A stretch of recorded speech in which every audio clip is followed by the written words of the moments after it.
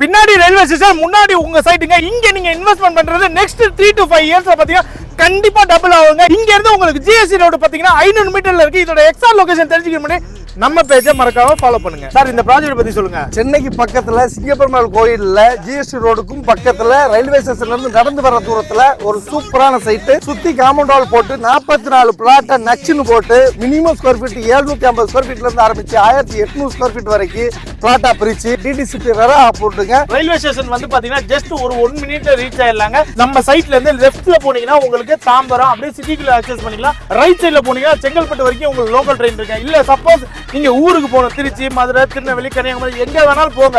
சவுத்துக்கு போறப்ப எல்லா பஸ்ஸுமே பாத்தீங்கன்னா கிளம்பக்கத்துல இருந்து தான் வருதுங்க.